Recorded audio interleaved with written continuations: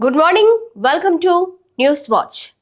ఈరోజు ఏపీ తెలంగాణ వార్తాపత్రికల్లోని ప్రధాన వార్తల్ని ఈరోజు నేను మీకు వివరించబోతూ ఉన్నాను. మనం మొదటిగా ఈనాడు దినపత్రిక చూద్దాము. ఈనాడు దినపత్రికలో ప్రధానంగా వైకుంఠ ద్వార దర్శనాలకు ఈ డిప్ నేడు మొదటి 3 రోజులకు 24.05 లక్షల మంది నమోదు చేసుకున్నారట. అలాగే 1.76 లక్షల మందికి దర్శన భాగ్యం కలిగే అవకాశం ఉంది. అంటే ఈ వైకుంఠ ద్వార దర్శనాలకు ఒక కొత్త ప్రాజెక్ట్ ని ముందుకు తీసుకొచ్చారు. దాని ద్వారా ఎక్స్ట్రాగా 1.76 లక్షల మందికి దర్శన భాగ్యం కలిగే అవకాశము దీని ద్వారా ఉంది అని కూడా మనము ప్రధానంగా చూస్తున్నాము.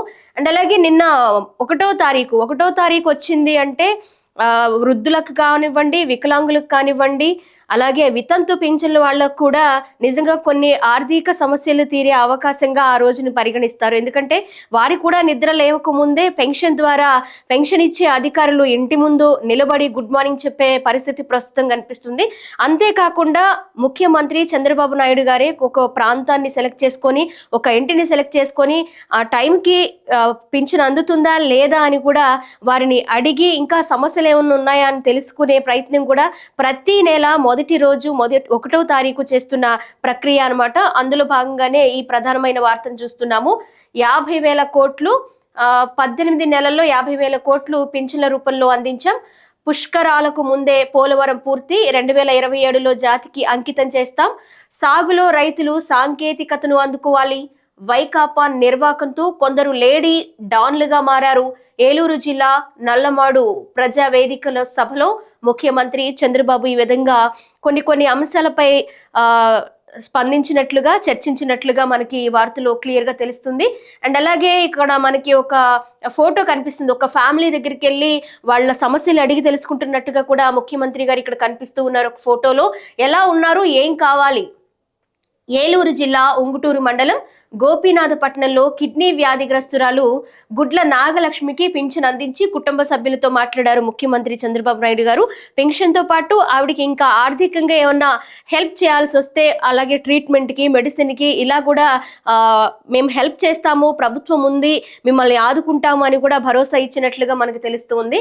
ఇక మనం చూసుకోవచ్చు, ప్రధానంగా ఇంకొక వార్త మనం ఈనాడు పేపర్లో చూస్తున్నాము. మీ నాటకాలు పార్లమెంట్ లో కాదు, నిస్పృహ వెళ్ళగట్టడానికి సభను వాడుకుంటున్నారు.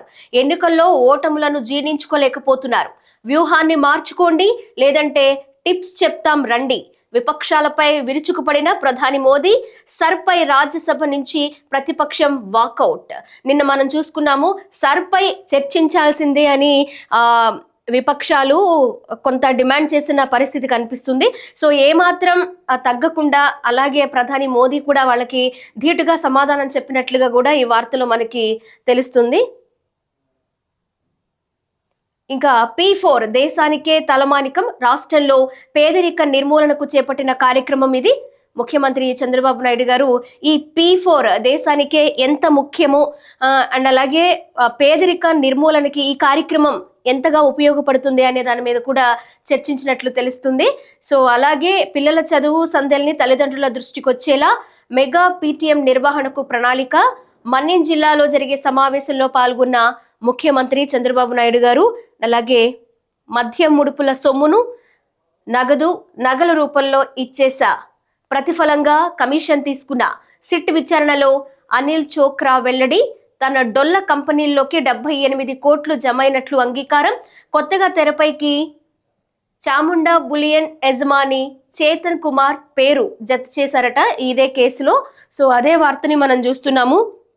ఇక గాజు వంతెనపై నుంచి వ్యూ ఇలా ఉంది అనే దాని మీద ఒక ఫోటో చక్కగా బలూన్స్ తో, కలర్ రిబ్బన్స్ తో డెకరేట్ చేశారు ఈ బ్రిడ్జ్ మీదకి. సో కైలాసగిరిపై గాజు వంతెన నిన్న ప్రారంభించారు. దానికి సంబంధించిన ఫోటో అండ్ డీటెయిల్స్ కూడా ఇక్కడ మనకి వార్తలో మనం చూస్తున్నాము. ఇక మరొక వార్త, సవాళ్లకు ఎదురొడ్డి సాధించాడు. MBBS సీటు కోసం సుప్రీంకోర్టులో న్యాయ పోరాటం. 3 అడుగుల ఎత్తున్న డాక్టర్ గణేష్ బైరియా విజయ్ గాథ గురించి ఈ వార్తలో మనం చూస్తున్నాము. ఇక నింగికి నేలకు ఉపగ్రహ బంధం, భూమిపై మార్పులను ఖచ్చితత్వంతో పసిగడుతున్న శాటిలైట్లు, మురుగునీరు పారుదల పట్టణ ప్రణాళికలకు ఇవే ఆధారం, ప్రజల నిత్య జీవితంలో కీలక పాత్ర పోషిస్తాయని మరొక వార్త దీనికి సంబంధించి చూసాం. అండ్ రైతులకు కూడా ఇది బాగా యూజ్ అవుతుంది. అండ్ ఇంకా 2వ అంతస్తులో క్వాంటమ్ భవనం 42,958 చదరపు అడుగుల్లో నిర్మాణం, ఈ నెలలో శంకుస్థాపన.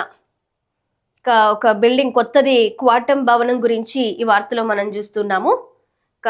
ఈనాడు దినపత్రికలో ప్రధానంగా ఇవైతే మనము చూస్తూ ఉన్నాము.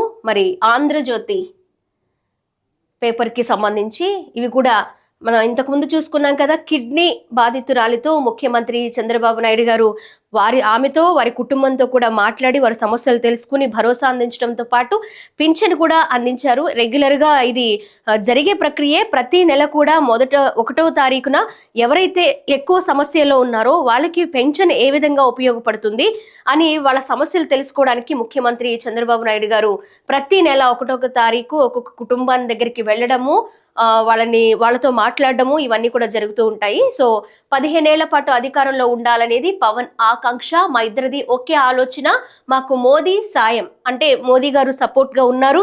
మేము ఏ నిర్ణయం తీసుకున్నా కూడా ఒకే మాట మీద ఒకే బాట మీద ముందుకు వెళతాము. ఆ ప్రకారమే పనులు కూడా మేము సక్సెస్ఫుల్ గా చేసుకుంటూ ముందుకు వెళతామని ఒక సందర్భంలో ముఖ్యమంత్రి చంద్రబాబు నాయుడు గారు చెప్పినట్లుగా వార్తలో మనం చూస్తున్నాము. ఇక పార్లమెంటులో నాటకాలొద్దు, ఈనాడు దినపత్రికలో కూడా మనం సేమ్ ఇదే వార్తను చూసాం. దానికి సంబంధించి ఈ వార్త. అండ్ అలాగే ఆ ఎమ్మెల్యేలకు చైర్మన్ కౌన్సిలింగ్, వెంటనే రాజీనామా ఉపసంహరించుకున్న జాకియా ఖానం, రాజీనామా చేసిన 6 సభ్యులతో మోషన్ రాజు ముఖాముఖి భేటీలు. నిన్న మనం చూసుకోవచ్చు, ఎమ్మెల్సీలు, వైసీపీ ఎమ్మెల్సీలు కొంతమంది రాజీనామా చేసినట్లుగా ఒక వార్తను చూసాము. దానికి సంబంధించి ఇప్పుడు కౌన్సిలింగ్ కూడా జరిగింది. అలాగే రాజీనామా ఎందుకు చేశారని, ఎవరైనా పదవుల ఆశ చూపారా అని వాళ్ళని అడగడము, ఏం జరిగింది అని తెలుసుకునే ప్రయత్నం కూడా చేశారు. రాజీనామాకి ముందు తర్వాత ఎవరిని కలిశారు అనే దాని మీద కూడా ఎంక్వైరీ చేయడము, అలాగే ఆ లేఖల ప్రింట్లు ఎక్కడ తీసుకున్నారంటూ ప్రశ్నించారు. చైర్మన్ తీరు రాజ్యాంగ స్ఫూర్తికి విరుద్ధమంటూ సభ్యుల ధ్వజమెత్తారు.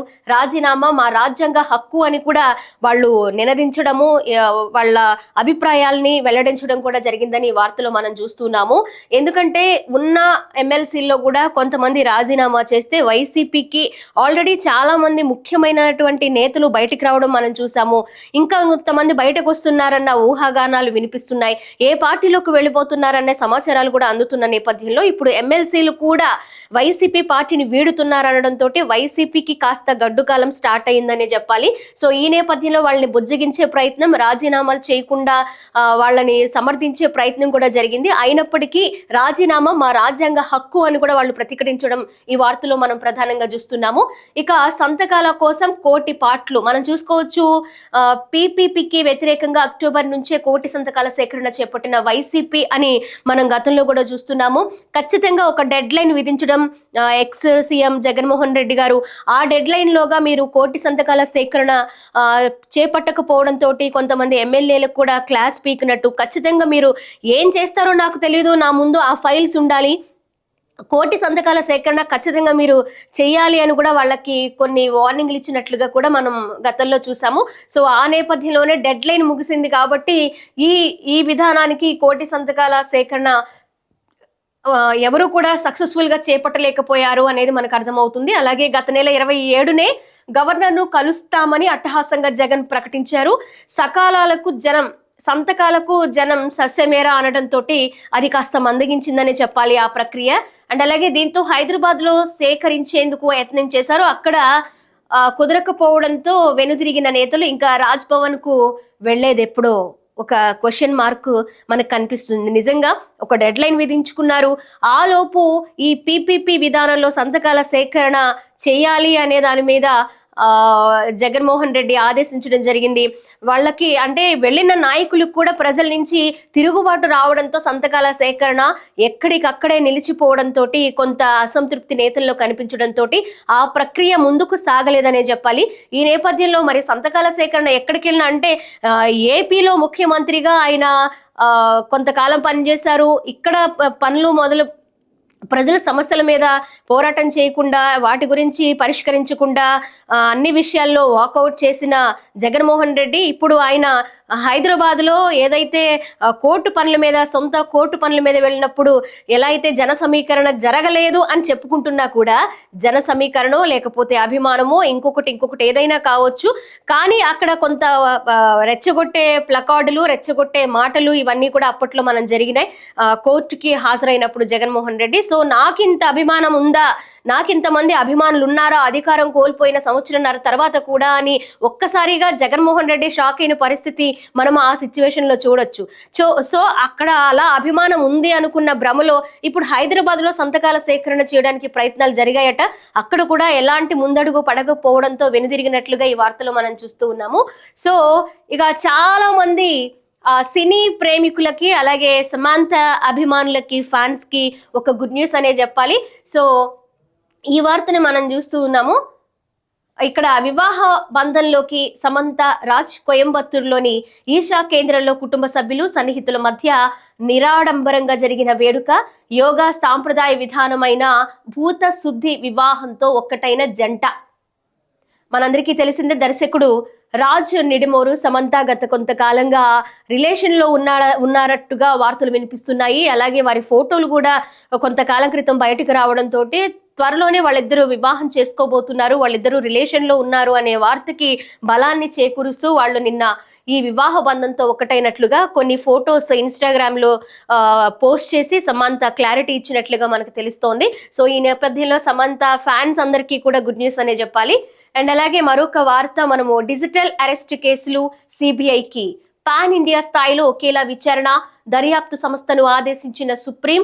ఏఐ టెక్నాలజీ ఎందుకు వాడడం లేదు, ఆర్బీఐని ప్రశ్నించిన కోర్టు నోటీసులు జారీ. సిబిఐని అనుమతించాలని బెంగాల్, తమిళనాడు, కర్ణాటక, తెలంగాణకు సూచన. ఇకపై డిఫాల్ట్ గా సంచార్ సాధి యాప్ మొబైల్ సంస్థలకు టెలికాం శాఖ ఆదేశం. సైబర్ నేరాలు, మొబైల్ చోరీల అడ్డుకట్టకు చర్యలు అనే వార్తని మనము ఇక్కడ చూస్తూ ఉన్నాము.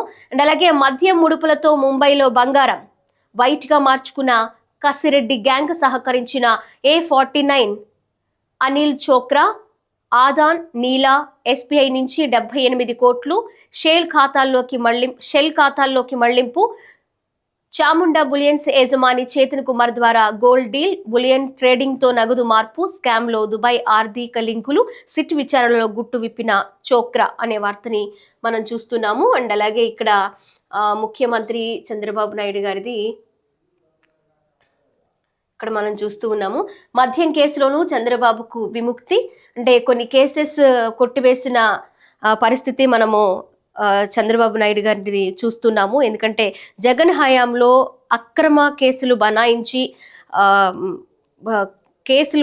పోలీస్ స్టేషన్లో పెట్టాలి అంటే సరెండర్ చేయాలి అనే నేపథ్యంలో అప్పుడు ఏమేం కేసులు ఉన్నాయో అందరికీ తెలిసిందే. అవన్నీ కూడా ఆధారాలు లేని ఆరోపణలు మాత్రమే, ఏవి కూడా వాటికి ప్రూఫ్స్ చూపించలేకపోయారు, ఆధారాలు చూపించలేకపోయారు. కాబట్టి కొన్ని కేసెస్ అలా కొట్టుకుంటూ వచ్చేస్తున్నారు, అంటే క్యాన్సిల్ చేసుకుంటూ వస్తూ ఉన్నారు. అలాగే మరొక కేసు మద్యం కేసులోనూ చంద్రబాబుకు విముక్తి. జగన్ హయాంలో పెట్టిన కేసు కొట్టివేత. నాడు ఫిర్యాదు చేసిన ఎండి వాసుదేవరెడ్డే ఉపసంహరించుకుంటున్నట్లుగా నివేదిక. అభ్యంతరం లేదంటూ అఫిడవిట్ చేసిన ప్రస్తుత ఎండి శ్రీధర్. దీంతో కేసు కొట్టేస్తూ ఏసీబీ కోర్టు న్యాయాధికారి ఉత్తర్వులు అనే వార్తని మనము ఇక్కడ చూస్తూ ఉన్నాము. సో మరొక వార్త, వైకుంఠ ద్వార దర్శనం కోసం 24.05 లక్షల రిజిస్ట్రేషన్లు జరిగాయని మనం ముందుగానే ఈనాడు దినపత్రికలో ప్రధాన వార్తని మనం చూసాము. దీని ద్వారా ఎంతో మంది భక్తులు దర్శనం చేసుకునే అవకాశాన్ని ఈ యాప్ ద్వారా కలుగుతుంది. అదే ఈడిప్ యాప్ ద్వారా, అంటే ప్రాజెక్ట్ ద్వారా 1.76 లక్షల మందికే అవకాశం, అంటే అంతమంది లిమిట్ అనేది ఉంటుంది అనుకుంటా మేబీ. సో ఆ నేపథ్యంలోనే ఆ వైకుంఠ ద్వార దర్శనం కోసము రిజిస్ట్రేషన్లు ఉన్నాయి అని కూడా ఈ వార్తలో మనం చూస్తూ ఉన్నాము. ఇక ఒక్కో పేపర్కు 12 నిమిషాలు, కనీసం అంత టైం దిద్దాల్సిందే. 10th మూల్యాంకనంపై నిర్ణయం. రోజుకు గరిష్టంగా 40 పేపర్లు, పొరపాట్లు రాకుండా చర్యలు. ఇన్విజిలేటర్లుగా ప్రైవేట్ టీచర్లు 20% మందికి అవకాశం. అంటే 10th ఎగ్జామ్స్ పేపర్స్కి సంబంధించి ఒక్కొక్క విద్యార్థి పేపర్ ఎన్ని నిమిషాల పాటు వాళ్ళకి కరెక్షన్స్ చేయాలి, మార్కులు అనేవి ఎక్కడ ప్రాబ్లం రాకుండా వాళ్ళ కష్టానికి తగ్గట్టుగా మీరు శ్రద్ధ పెట్టి వాటిని చూడాలి అనే నేపథ్యంలో ఈ వార్తని మనం చూస్తూ ఉన్నాము. సో మరొక వార్త చూద్దాము, వార్తా పేపర్ని. అండ్ ఇక సాక్షి దినపత్రిక మనం చూసుకోవచ్చు. ఇక్కడ కూడా మనము ఈనాడు దినపత్రిక అండ్ ఆంధ్రజ్యోతి రెండిట్లో కూడా మనము ఈ పెన్షన్ విషయంలో ఎంతమంది లబ్ధి పొందారు, ఏ టైంకి పెన్షన్ అందుతుంది, అలాగే చంద్రబాబు నాయుడు గారు ప్రతి నెల కూడా ఒక్కొక్క ఫ్యామిలీ దగ్గరికి, అంటే చాలా బాధల్లో అంటే లోగా ఉన్న వాళ్ళకి, సమస్యల్లో ఉన్న వాళ్ళ దగ్గరని గుర్తించి వాళ్ళ దగ్గరికి వెళ్ళి మేమున్నామనే భరోసా ఇవ్వడం అనేది నిజంగా ఒక కొత్త కార్యక్రమం అనే చెప్పాలి. వాళ్ళలో ఒక ఉత్సాహాన్ని, ఒక ధైర్యాన్ని తీసుకొస్తుంది ఆ కార్యక్రమం అనేది. సో అలా ఉంటుంటే ఇక్కడ హామీలు ఎగ్గొట్టి పెన్షన్లు పోగొట్టి అని ఇక్కడ సాక్షి దినపత్రికలో మనము హెడ్లైన్ చూస్తున్నాము. సో కొత్తవి దేవుడెరుగు, ఉన్న పెన్షన్లే దాదాపు 5 లక్షల తగ్గుదల, ఏడాదిన్నరగా పెండింగ్లోని 2.5 లక్షల దరఖాస్తులు. సో అర్హత లేని వాళ్ళు, నిన్న కూడా మనం చూసాము, ఏదైతే ముఖ్యమంత్రి చంద్రబాబు నాయుడు గారు ఒక మాట అన్నారు, అనర్హత కలిగిన వాళ్ళకు కూడా పెన్షన్ వెళ్తుంది, సో వాళ్ళని ఖచ్చితంగా తీసేయండి, వాళ్ళ ద్వారా అర్హులకి లబ్ధి చేకూరేలాగా మన ప్రయత్నం ఉండాలి అని ఒక స్టేట్మెంట్ పాస్ చేశారు. అది 100% కరెక్ట్. ఎందుకంటే నేను నిన్న చెప్పినట్లుగానే చాలామంది అనర్హులు పెన్షన్ పొందుతున్నారు, చాలామంది అనర్హులు ఉన్నవి లేనట్టు, లేనివి ఉన్నట్లు తారుమారు చేసి పెన్షన్ పొందుతున్నారు. ఈజీగా నెలకి ఒక 4,000 రూపాయలు, అలాగే వికలాంగ పెన్షన్ అయితే 6,000 రూపాయలు వస్తున్నాయన్న అత్యాశలతోటి అధికారుల్ని మోసం చేసి, ఆధారాలని తారుమారు చేసి వాళ్ళు ఆ పెన్షన్ని పొందుతున్న ప్రక్రియ మనం చూస్తూ ఉన్నాం. సో అందులో భాగంగానే అర్హులకి మాత్రమే అందాలని అనర్హుల్ని తీసివేస్తున్నారు. అది వైసీపీ గవర్నమెంట్లో కూడా జరిగింది. లక్షల మంది పెన్షన్లు పోగొట్టుకొని దాదాపు, అంటే ఒక్కసారి అనర్హులు అని తీసేసిన తర్వాత అదే టైంలో, అంటే ఏదైతే వైసీపీ ప్రభుత్వం ఉందో అదే టైంలో తీసేసిన వ్యక్తుల్ని మళ్ళీ ఎలా చేరుస్తారు? అంటే ఆ 2 సంవత్సరాలు పెన్షన్ వాళ్ళకి పోయినట్లే కదా. అర్హులు కాదని ప్రూవ్ చేసి నువ్వు పెన్షన్ తీసేస్తే ఓకే, కానీ అలా కాకుండా ఇక్కడ ఏదో అనర్హుల్ని తీసేస్తున్నారు అన్నట్లుగా ఆల్రెడీ కొన్ని నెలల నుంచి, కొన్ని సంవత్సరాల నుంచి పెన్షన్ తీసుకుంటున్న వృద్ధులకు కూడా ఆ 2 సంవత్సరాలు అతి కష్టం మీద గడిచాయి ప్రతి నెల కూడా. సో అలా వైసీపీ ప్రభుత్వంలో జరిగినప్పుడు ఇప్పుడు టైం టు టైం అందరికీ కొత్త పెన్షన్లు యాడ్ చేసి టైం టు టైం పెన్షన్ అందిస్తున్నా కూడా ఒక ప్రధానమైన వార్త, పెన్షన్ పోగొట్టి కొత్త పెన్షన్లు దేవుడెరుగు అనే వార్తని మనము చూస్తూ ఉన్నాము. సో అర్హత ఉన్న పింఛన్ దరఖాస్తులకు అవకాశం లేక మరో 3 లక్షల మందికి పైగా ఎదురుచూపులు, రీవెరిఫికేషన్ పేరుతో 1,00,000 దివ్యాంగ పింఛన్లపై వేలాడుతున్న కత్తి. వాలంటీర్ వ్యవస్థతో అవ్వాతాతల ఆత్మగౌరవాన్ని కాపాడుతూ ఇంటి వద్దే సాగిన ప్రక్రియను రోడ్డుకీడ్చిన బాబు సర్కార్ పింఛన్ల పంపిణీని పార్టీ కార్యక్రమంలా మార్చేసి స్వీయ ప్రచారం, ఎండా వానలో అవ్వాతాతలు, దివ్యాంగులు, వితంతువుల అవస్థలు అనే వార్తని హైలైట్ చేసింది సాక్షి దినపత్రిక. సో అందులో వాస్తవం ఎంత, అవాస్తవం ఎంత అనేది పెన్షన్ తీసుకుంటున్న ప్రజలకు తెలుస్తుంది ఖచ్చితంగా. ఎందుకంటే వాళ్ళు నిజంగా వాళ్ళు ఏ ప్రాబ్లంతో అక్కడ ఏ కారణాలు చూపించి వాళ్ళకి పెన్షన్ లేదో వాళ్ళకి అర్థమవుతుంది. ఎందుకంటే కొన్ని రూల్స్ ఉంటాయి, ఏమేం కావాలి, ఒక ఫార్మెట్లో వెళ్తుంది కాబట్టి వాళ్ళు ఖచ్చితంగా వాళ్ళకి ఉండాల్సిన అర్హతలన్నీ ఉంటే పెన్షన్ రాకుండా ఉండదు, ఖచ్చితంగా వస్తుంది. సో ఏదో ప్రాబ్లం ఉండబట్టే వాళ్ళకి డిలే అవుతుంది. అది క్లియర్ చేయడానికి కాస్త టైం పడుతుంది. కాబట్టి ఏ గవర్నమెంట్ అయినా సరే, ఏ అధికారి అయినా సరే ఇలాంటి సిచ్యువేషన్స్ ఖచ్చితంగా ఫేస్ చేస్తారు. సో దాన్ని హైలైట్ చేయాల్సిన అవసరం లేదు. వాటి దిశగా వాళ్ళకి ఇంకా ఏమైనా చేయాలి అనుకుంటే అసలు ఈ ప్రాసెస్ ఎలా, వాళ్ళ దగ్గర మిస్ అయిన పత్రాలు ఏంటి, అవి వాటిని ఎలా తెచ్చుకోవాలనే సలహాలు ఇస్తే బాగుంటుందనేది నా ఒపీనియన్. ఇక మనం ముందు 2 పేపర్లో చూసినట్లుగానే డ్రామాలొద్దు, పని చూడండి. పార్లమెంటులో విపక్ష సభ్యులు అప్రజాస్వామికంగా వ్యవహరిస్తున్నారంటూ ప్రధాని మోదీ చురకలంటించారు. నిర్మాణాత్మక, విధానాత్మక చర్చలకు పార్లమెంటు వేదిక కావాలి.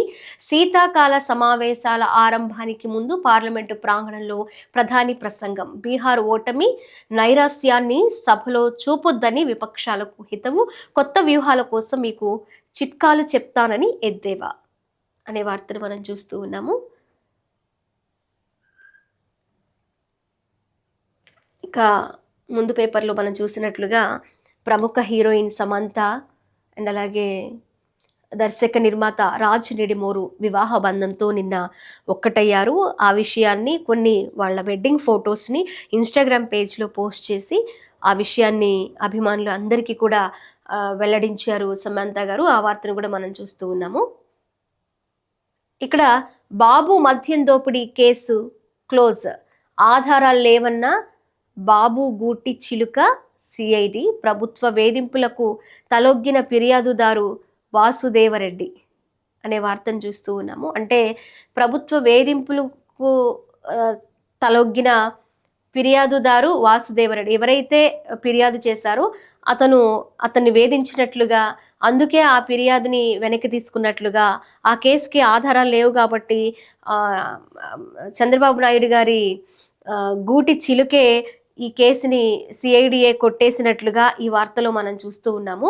సో ఎవరు శిక్షకి తప్పు చేస్తే ఎవరైనా శిక్షార్హులే, ఆధారాలు చూపించగలిగితే ఎక్కడైనా సరే ఖచ్చితంగా శిక్ష పడుతుంది, దానికి పనిష్మెంట్ అనేది ఖచ్చితంగా వస్తుంది, అది ఎవరైనా సరే.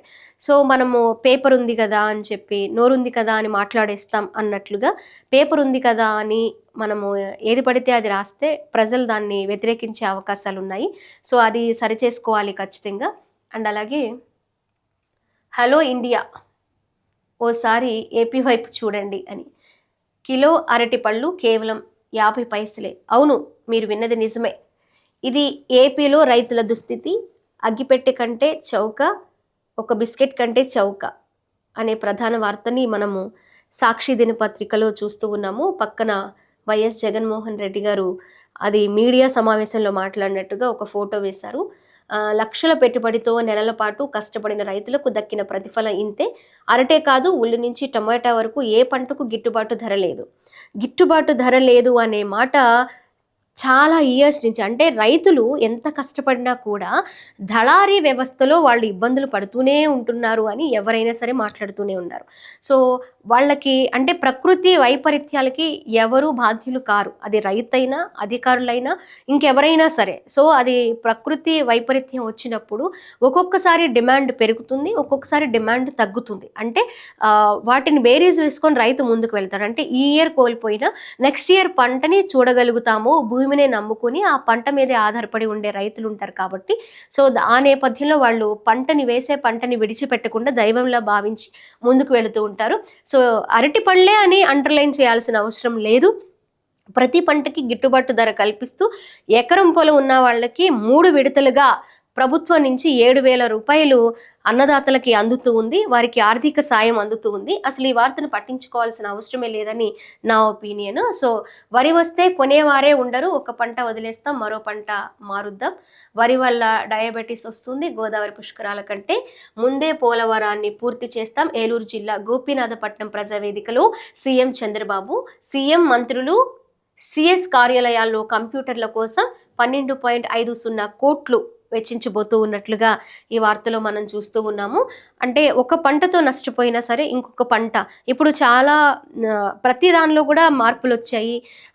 ఉన్నత ప్రణాళికలతో ముందుకు వెళ్ళడము, మనం ఇన్వెస్ట్మెంట్ పెట్టింది అలాగే ఎక్స్పెక్ట్ చేసేదానికి ఎక్కువ రావాలి అనే ఉద్దేశంతో కొన్ని చేంజెస్ జరుగుతున్నాయి. సో అంతర పంటలని, లేకపోతే ఈ పంట కాదు ఇంకా దిగుబడి ఎక్కువ వచ్చే పంటని ఇలా మార్చుకుంటున్నారు కదా. సో అలాగే వరికి చాలా డిమాండ్ తగ్గింది. సో రైతులు నష్టపోవద్దు, దాని ప్లేస్లో మరొక పంట లాభసాటిగా ఉండే పంట వేస్తే రైతులకి సమస్యలు ఉండవు అనే దాని మీద ఈ వార్తను మనం చూస్తూ ఉన్నాము.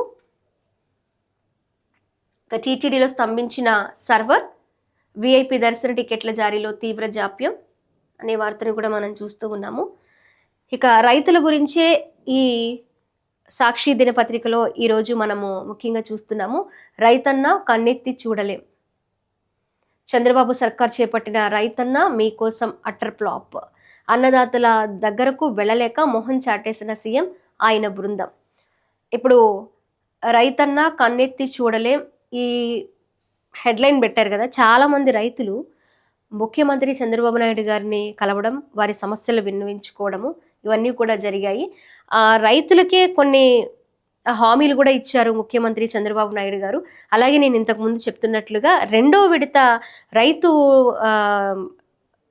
అమౌంట్ కూడా, రైతు నేస్తం అమౌంట్ కూడా మనకి పడ్డాయి అనమాట. 7,000 రూపాయలు రీసెంట్గానే కొన్ని రోజుల క్రితమే జరిగాయి. సో ఇది అట్టర్ ఫ్లాప్ అని సాక్షి దినపత్రిక మాత్రమే చెప్తుంది. ఎందుకంటే మంచి చేసినా కూడా దాన్ని ఏదోలాగా ప్రజలకి వేరుగా చూపించాలనే ప్రయత్నం వైసీపీ కార్యకర్తలు కావచ్చు, వైసీపీ నేతలు కావచ్చు, వైసీపీ కావచ్చు చేసే ప్రయత్నం కాబట్టి అందులో భాగంగానే ఇలాంటి హెడ్లైన్స్ పెట్టి, అంటే ముఖ్యమంత్రి గారు ఒక చోట నుంచి ఇంకొక చోటకి వెళ్ళాలంటే కొంత స్కెడ్యూల్ ప్లానింగ్ అనేది ఉంటుంది. ఈ టీంని పరామర్శించడానికో, ఈ టీం దగ్గరికి వెళ్ళడానికో ఇంకొక టీంని పెట్టుండొచ్చు.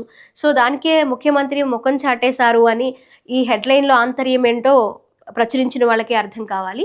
సో ఆ నేపథ్యంలో గిట్టుబాటు ధరలు రావడం లేదని పల్నాడు జిల్లా తల్లారపల్లె గ్రామంలో ప్రభుత్వ చీఫ్ విప్ జీవి ఆంజనేయులను నిలదీసిన రైతులు అని ఇక్కడ మాట్లాడారు. రైతు ఎవరైనా సరే అక్కడ ఆ ప్లేస్లో ఏ ప్రభుత్వం ఉన్నా, ఏ అధికారి ఉన్నా వాళ్ళకి నష్టం జరిగినప్పుడు ఖచ్చితంగా నిలదీయడంలో తప్పు లేదు. వాళ్ళకి ఏం కావాలి, వాళ్ళ సమస్యలు ఏంటి అని చెప్తారు. మీరు మాకు అందుబాటులో చేయాలి, సకాలంలో చేయాలని ప్రశ్నించడంలో, వాళ్ళ సమస్యలు చెప్పడంలో తప్పు లేదు. సో ఆ నేపథ్యంలోనే ఈ వార్త మనకి ఇక్కడ కనిపిస్తూ ఉంది. సో నెక్స్ట్ వార్తా దినపత్రిక. గత 3 రోజులుగా తుఫాను కొన్ని తమిళనాడు కావచ్చు, పుదుచ్చేరి తీరం వెంట అల్లకల్లోలం సృష్టించింది దిత్వా తుఫాను. సో అది బలహీనపడింది. కోస్తా రాయలసీమలో అక్కడక్కడ వర్షాలు అనే వార్తని మనము ఈ వార్తా దినపత్రికలో ప్రధానంగా చూస్తున్నాము. అండ్ అలాగే మనం చూసుకోవచ్చు నిన్నటి నుంచి కూడా సర్పై చర్చించాలి అని విపక్షాలు ఏదైతే పట్టుబట్టాయో అదే తొలి రోజే రగడ అని వార్తని మనము వార్తా దినపత్రికలో చూస్తూ ఉన్నాము. గందరగోళం మధ్య బిల్లులు ప్రవేశపెట్టిన ఆర్థిక మంత్రి మణిపూర్ జిఎస్టీ బిల్లుకు లోక్సభ ఆమోదం తెలిపినట్లుగా ఈ వార్తను మనం చూస్తున్నాము.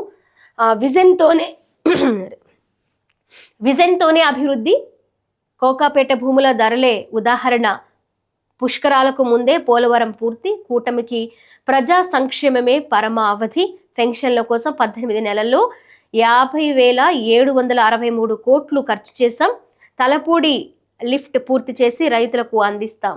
ఉంగుటూరులో ఎన్టీఆర్ భరోసాలో సీఎం చంద్రబాబు నాయుడు గారు మాట్లాడినట్లుగా ఈ వార్తని చూస్తూ ఉన్నాము. సో గతంలో కూడా గతంలో మీన్స్ నిన్న కూడా ఆయన పుష్కరాలకు ముందే పోలవరం పూర్తి చేస్తామని గట్టి హామీ ఇస్తూ ఉన్నారు. ప్రజలకి అంకితం చేస్తాము, వారికి అందుబాటులోకి తీసుకొస్తామని కూడా ముఖ్యమంత్రి చంద్రబాబు నాయుడు గారు పదే చెప్పడం జరుగుతుంది. సో అది గనక సకాలంలో జరిగితే నిజంగా రైతుల కళ్ళల్లో ఆనందానికి అవధులు ఉండవని చెప్పాలి. ఎందుకంటే ఎన్నో ఏళ్లుగా ఈ పోలవరం పూర్తి కావాలని వాళ్ళు ఆకాంక్షిస్తూ ఉన్నారు. సో ఆ నేపథ్యంలోనే పుష్కరాలు మనకి 2027లో జరగబోతూ ఉన్నాయి. ఆ స్కెడ్యూల్ కూడా రిలీజ్ అయింది. వాటికంటే కూడా ముందే ఈ ప్రాజెక్ట్ని పూర్తి చేసి రైతులకి అందిస్తామని కూడా ముఖ్యమంత్రి చంద్రబాబు నాయుడు గారు చెప్తూ ఉన్నారు. సో అంటే 2027 కరెక్ట్గా ఒక 16 నెలల పాటు 15 నెలల పాటు సమయం ఉంది. ఈ సమయంలోగా అవన్నీ పూర్తి చేసుకునే అవకాశం అయితే కనిపిస్తుంది. కలవరపెడుతున్న కొత్త జ్వరాలు, ఈ సీజన్ వచ్చిందంటే నిజంగా జలుబులు, జ్వరాలు ఎక్కువగా కనిపిస్తాయి. సో నిజంగా ఈ జ్వరాలు కొత్త జ్వరాలు వస్తున్నాయి.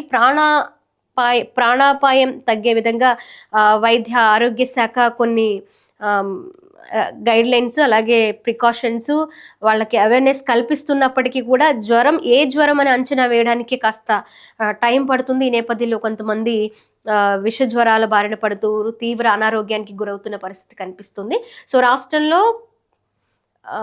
13-17 స్క్రబ్ టైఫన్ పాజిటివ్ కేసులు, అంటే 1317 స్క్రబ్ టైఫస్ అని ఒక కొత్త దోమ పురుగు ఇలా ఉంది కాబట్టి పాజిటివ్ కేసులు ఎక్కువ ఉన్నాయి.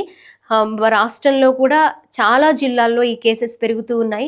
సో జాగ్రత్త పడాలి. వాళ్ళకి ఎలాంటి ఫుడ్, బయట వాటరు ఇవన్నీ కూడా కాచి చల్లార్చిన నీళ్లు తాగాలని వైద్యులు కూడా వాళ్ళకి సలహాలు ఇస్తూ ఉన్నారు. ఆ 5 ఎమ్మెల్సీలు విచారణకు హాజరు, రాజీనామాలు ఆమోదించాలని కౌన్సిల్ చైర్మన్ కు వినతించారు. సో 5 ఎమ్మెల్సీలు వైసీపీ నుంచి రాజీనామా చేయడానికి సిద్ధపడ్డారు అనే నిన్న మనకి తెలుస్తూ ఉంది. సో ఈ రోజు వాళ్ళని రాజీనామాలు చేయడానికి ఎవరైనా మిమ్మల్ని ఎంకరేజ్ చేశారా, మీరు ఎవరిని కలిసారా, ఎవరైనా బలవంతం చేశారా అనే దాని మీద కూడా వాళ్ళు ఆరా తీసినట్లుగా తెలుస్తోంది చైర్మన్. కానీ మా రాజ్యాంగ హక్కు రాజీనామా చేయడము, మా రాజీనామాని మీరు స్వీకరించండి అని కూడా చైర్మన్కు వినతిని సమర్పించినట్లుగా తెలుస్తుంది. సిఐడి నివేదిక కీలకం, 35 మందికి పైగా విచారణ, 150 పేజీలకు పైగా సమాచారం సేకరణ, పరకామణి చోరీ కేసులో హైకోర్టు తీర్పు కోసం నిరీక్షణ, నిందితుడిని కాపాడిన సూత్రధారులు అరెస్ట్ తప్పదా క్వశ్చన్ మార్క్. సో నిందితుడిని కాపాడిన సూత్రధారులకి అరెస్ట్ తప్పదనే చెప్పాలి. ఎందుకంటే అన్ని కోణాల్లో విచారణ కంప్లీట్ అయింది. దాదాపుగా 150 పేజీలకు పైగా సమాచారాన్ని ఎవరెవరిని విచారించారు, ఎంతమందిని విచారించారు, డ్రైవర్స్ దగ్గర నుంచి వాళ్ళ బంధువుల దగ్గర వరకు కూడా అందరినీ విచారించి కూలంకషంగా ప్రశ్నించిన తర్వాత ఈ సిఐడి నివేదిక అనేది రెడీ చేశారు. సో దాన్ని ఈరోజు తీర్పు కోసం హైకోర్టులో తీర్పు కోసం నిరీక్షిస్తున్న పరిస్థితి కనిపిస్తుంది. అది గనక అయితే ఖచ్చితంగా ఆ సూత్రధారులు ఎవరైనా సరే అరెస్ట్ అనేది తప్పదనే చెప్పాలి.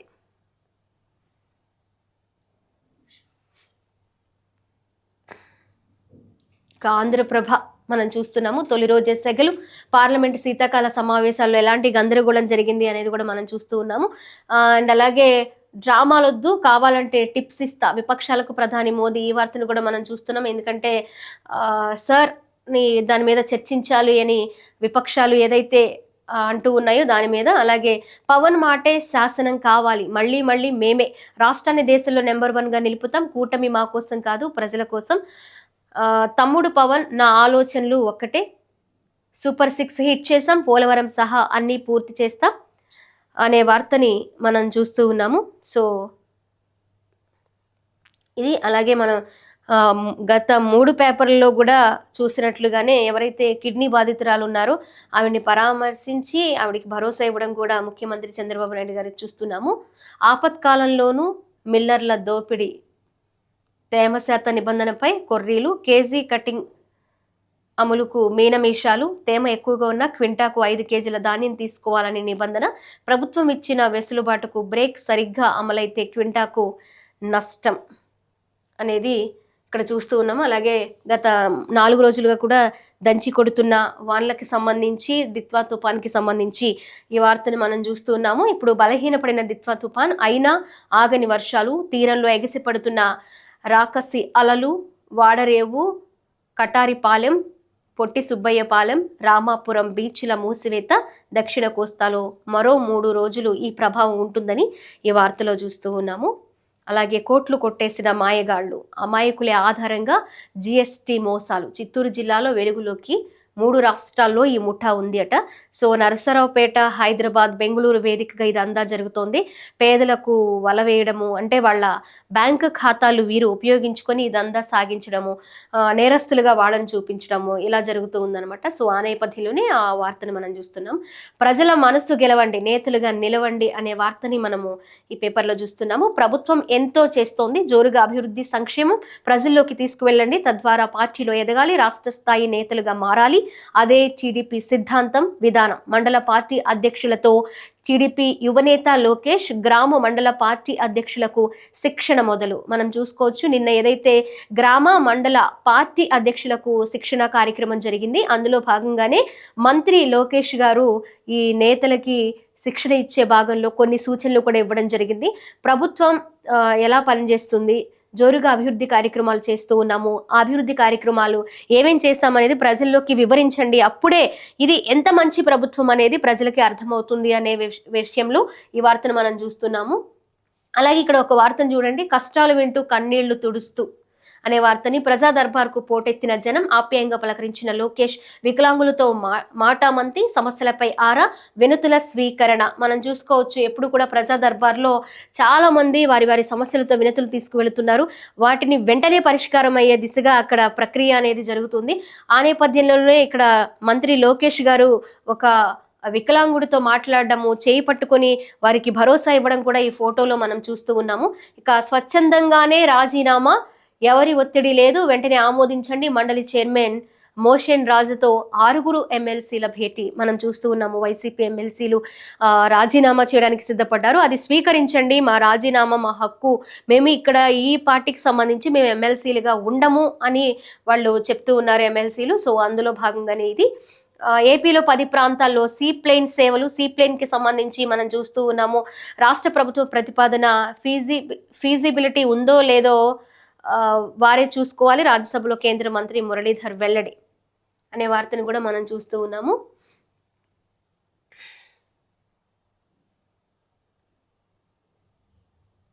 నెక్స్ట్ విశాలాంధ్రలో కూడా ఇక ప్రభుత్వ బ్యాంకులు 4 మెగా విలీనం దిశగా కేంద్రం కుట్ర. అంటే ఈ కొన్ని బ్యాంకులు ఉన్నాయి కదా మనకి, కొన్ని బ్యాంక్స్ విలీనం అయ్యాయి.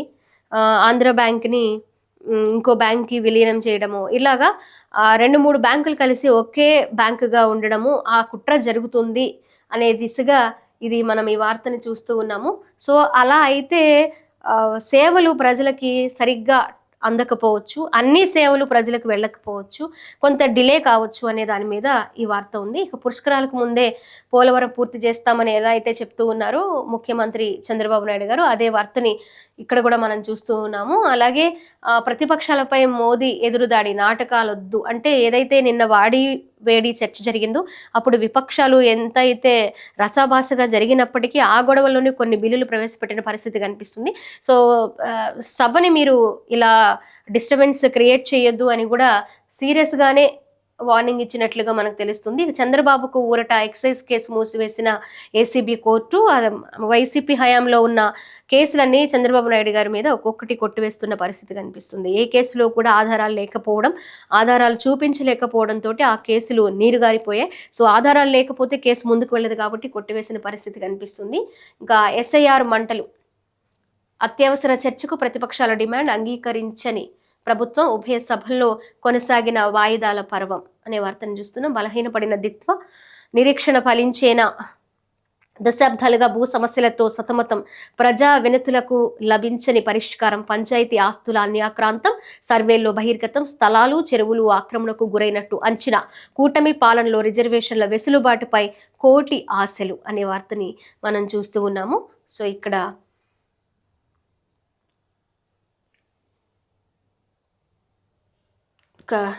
ప్రజాశక్తి, దీనిలో కూడా అవే మనము పుష్కరాలకు ముందే పోలవరం పూర్తి, ప్రతి పేపర్లో కూడా ప్రధానమైన వార్తలో మనము ఈ పుష్కరాలకి ముందే పోలవరం పూర్తి అనే వార్తను మనం చూస్తూ ఉన్నాము. సో ముఖ్యమంత్రి చంద్రబాబు నాయుడు గారు ఎంత స్ట్రాంగ్గా ముందుకు తీసుకువెళ్ళాలి, రైతులకి అందుబాటులోకి తీసుకురావాలని అనుకున్నారు అనేది ఈ వార్త ద్వారా మనకు అర్థమవుతుంది. సో అదే గనక జరిగితే ఎన్నో వేల మంది రైతుల కళ్ళల్లో ఆనందాన్ని చూడగలుగుతాము పుష్కరాలకి ముందే. అలాగే పెన్షన్ కూడా నిన్న అందించారు. అలాగే మనం నిన్న చూసుకోవచ్చు, ఏదైతే రాజ్యసభలో వాకౌట్ జరిగింది అండ్ అలాగే వాళ్ళు కూడా కొంత శీతాకాల సమావేశాల మీద వేడి గందరగోళం జరిగినట్లుగా మనము చూస్తూ ఉన్నాము ఆ వార్తలు.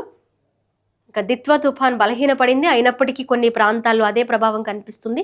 ఈదురుగాలులు, వానలు ఇంకొక 3 రోజుల పాటు ఉండే అవకాశాలు ఉన్నాయి. సో ఈ నేపథ్యంలో అక్కడ ఉన్న ప్రజలందరూ కూడా లోతట్టు ప్రాంతాలు అలాగే తుఫాన్ బాధిత ప్రాంతాల్లో ఉన్న వాళ్ళు ఎవరైనా సరే అవే ప్రికాషన్స్ తీసుకోవాలి. అలాగే జాగ్రత్తలు తీసుకుంటూ ఉంటే కాస్త నష్టం ఎక్కువ జరగకుండా ఉండే అవకాశాలు ఉన్నాయి. ఇంకా గుంటూరుపై గంజాయి పంజా, విద్యార్థుల లక్ష్యంగా విక్రయాలు, విష వలయంలోకి కొందరు వైద్యులు, ఒడిశా నుంచి భారీగా తరలిస్తున్న ముఠాలు, బెంగళూరు, హైదరాబాద్ నుంచి గుంటూరుకు MDM డ్రగ్స్ అనే వార్తను మనం చూస్తూ ఉన్నాము.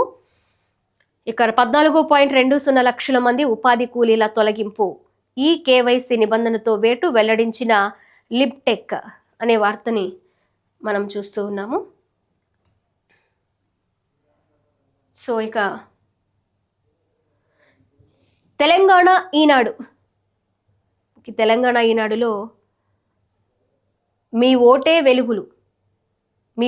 వెలుగులు నింపుతోంది.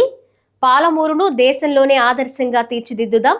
10 ఏళ్లలో కేసీఆర్ ఏ ప్రాజెక్టు పూర్తి చేయలేదు. అభివృద్ధిని కాంక్షించే వాళ్లను సర్పంచులుగా ఎన్నుకోండి. ముక్తల్ ప్రజాపాలన ప్రజా విజయోత్సవ సభలో సీఎం రేవంత్ రెడ్డి అనే వార్తను మనం చూస్తూ ఉన్నాము. మరి గత ప్రభుత్వంలో ఏ ప్రాజెక్టు కూడా పూర్తి చేయలేదు అని సీఎం రేవంత్ రెడ్డి గారు చెప్తూ ఈ వార్తని మనం చూస్తూ ఉన్నాం. నారాయణపేట జిల్లా ముక్తల్ పట్టణంలో వివిధ అభివృద్ధి పనుల శిలా ఫలకాలను ఆవిష్కరించిన ముఖ్యమంత్రి రేవంత్ రెడ్డి చిత్రంలో వీరపల్లి శంకర్, మధుసూదన్ రెడ్డి, జూపల్లి దామోదర్ రాజనరసింహ, కోమటిరెడ్డి వెంకటరెడ్డి, వాకిటి శ్రీహరి, ఎన్ఎం శ్రీనివాసరెడ్డి, అనిరుద్ధ్ రెడ్డి వీళ్ళందరూ కూడా ఈ శంకుస్థాపన కార్యక్రమాల్లో పాల్గొన్నట్లుగా తెలుస్తోంది. ఇక మనం ఇంతకు ముందు చూసినట్లుగానే పార్లమెంటు వేదిక కాదు, అంటే పార్లమెంట్లో మీరు ఇలాంటివి మాట్లాడడం సబబు కాదు అని మోదీ మాట్లాడినట్లుగా కూడా మనం ఇంతకు ముందు కూడా చూసాము. నిస్పృహ వెళ్ళగక్కడానికి సభను వాడుకుంటున్నారు, ఎన్నికల్లో ఓటంలను జీర్ణించుకోలేకపోతున్నారు, వ్యూహాన్ని మార్చుకోండి లేదంటే టిప్స్ చెప్తాం రండి. విపక్షాలపై విరుచుకుపడిన ప్రధాని మోదీ వాడి వేడిగా మొదలైన శీతాకాల సమావేశాలు. ఇక బృహత్ నగరం దిశగా గ్రేటర్లో 27 పట్టణ స్థానిక సంస్థల విలీనానికి గవర్నర్ ఆమోదముద్ర నోటిఫికేషన్ తరువాయి. ఇక బృహత్ నగరం దిశగా గ్రేటర్లో 27 పట్టణ స్థానిక సంస్థలు విలీనం కాబోతూ ఉన్నాయట.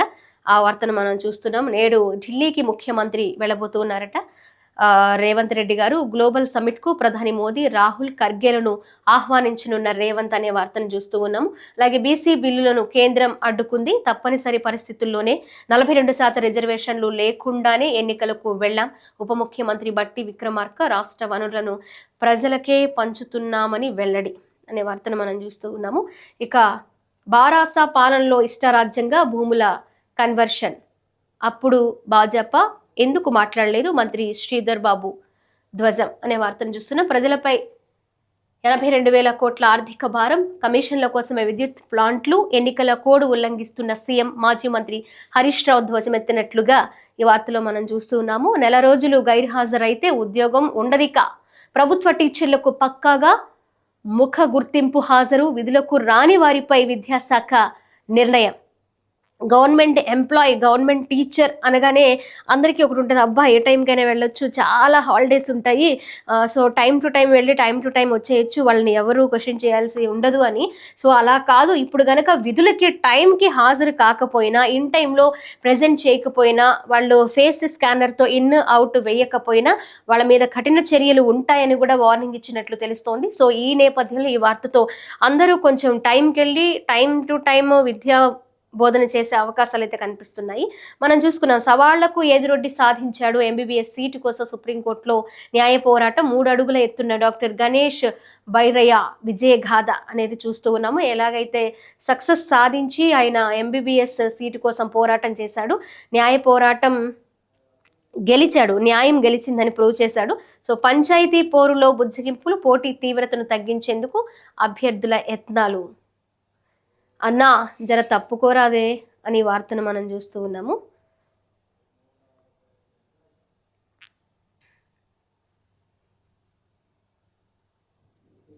సో